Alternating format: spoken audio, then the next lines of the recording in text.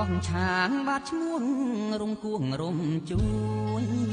ព្រួងតែនារីស្រីមួយបាយសាច់ទុកព្រួយរលួយដីកោះលៀមគ្រួងព្រួងឈាមហើយគ្រូងគុំរៀមដល់អងប្រប្រងមានស្ដាយគេទៅយួងលងគេបងឈ្មោះអាសោតស្នាមស្នេហ៍ប្រែស្រាំចេញច្រាំដួងចិត្តដូចចាក់ដោតនឹងកំបិតបេះដូងក្រៀមស្វិតអានងអាណោតរឿងផាត់រឿងក្បត់ទេវតាកំណត់ពីព្រេងមកបងទៅទួលយកដួងចិត្តសោយសោកសងរែង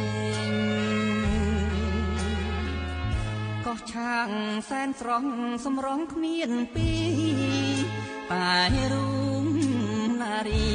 បំផ្លាញវងវីវងវែងយកប្រាក់ដុល្លារអំណាចធំធេងជន់ឈ្លីជាលបែង